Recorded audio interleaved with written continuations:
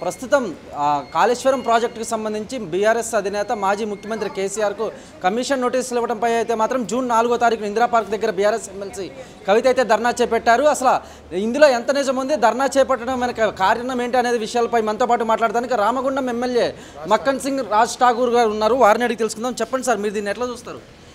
చట్టం తన పని తాను చేస్తూ ఉన్నది. చట్టానికి ఎవరు అతిథులు కాదు.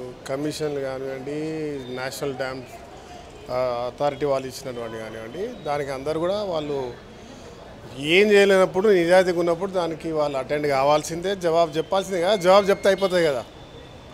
దానికి రాజకీయం చేయాలని తనేదో బయటికి వచ్చి ఈరోజు తన రికగ్నేషన్ కొరకు చేసినట్టుగా అనిపిస్తూ ఉంది. రాష్ట్ర ప్రజలందరూ కూడా గమనిస్తూ ఉన్నారు దీంట్లో.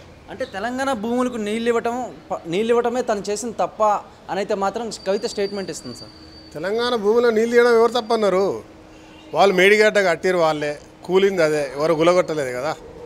ఇప్పుడు దాన్ని ప్రారంభించాలంటే నేషనల్ సంబంధించినటువంటి డ్యామ్ సెక్యూరిటీ సంబంధించిన అన్నీ కూడా అడ్డంకులు ఉన్నాయి. రాష్ట్ర ప్రభుత్వం ఎక్కడ దాన్ని తిరిగి ప్రారంభించొద్దు, చేయొద్దు అని ఎక్కడ అనలేదు. దాని పర్మిషన్ అందిస్తే కట్టించడానికి సిద్ధంగా ఉన్నది. ఆమె ధనయజ్ఞం అని చెప్పి ధనయజ్ఞాన్ని చేసింది వీళ్ళు. 38 కోట్లతోటి ఏదైతే రాజశేఖర రెడ్డి గారు ప్రారంభించారో అది పూర్తయితే ఒకవేళ దాన్ని రివైజ్ చేసినా వీళ్ళు వచ్చినాక 60-70 వేల కోట్లతో అయిపోయేది. 1,00,000 కోట్లు ఈడ ఖర్చు పెట్టి చేసింది వీళ్ళు.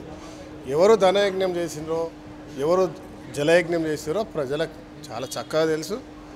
ఈరోజు జలయజ్ఞం చేసినటువంటి డ్యామ్లు మాత్రమే ఉన్నాయి. ధనయజ్ఞం చేసినాయి ఇలా కూలినాయి.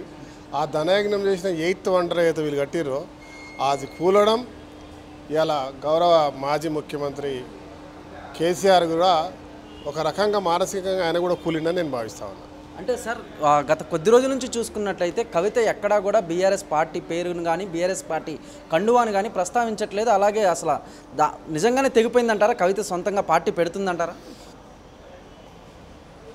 ఆమె పెడుతుందా పెడతలే అనే విషయం నాకు తెలియదు, కానీ ఆమె గుర్తింపు కొరకి ఆమె వాళ్ళ ఫ్యామిలీలో ఉన్నటువంటి ఆమె హక్కు కొరకు పోరాడుతున్నట్టుగా తనను రికగ్నైజ్ చేయాలనే ఒక మెసేజ్ ఇస్తున్నట్టు కనబడుతుంది. ప్రజల పక్షాన కాంగ్రెస్ పార్టీని నిలదీస్తుంటూనే తనకి లిక్కర్ స్కామ్ నోటీసులు కానీ, మరోవైపు ఇటువైపు నుంచి కేసీఆర్కి నోటీసులు కానీ, కేటీఆర్ ఈ ఫార్ములా కార్ రేస్ నోటీసులు కానీ, ఇవన్నీ కూడా కాంగ్రెస్ కావాలనే ఇస్తుంది అనేది మాత్రం ఆ స్టేట్మెంట్ ఇస్తుంది. కావాలనే ఇవన్నీ చేస్తున్నారు, ఇవన్నీ కేసులు కమిషన్ నోటీసులు ఇస్తున్నారు కాంగ్రెస్ ప్రభుత్వం.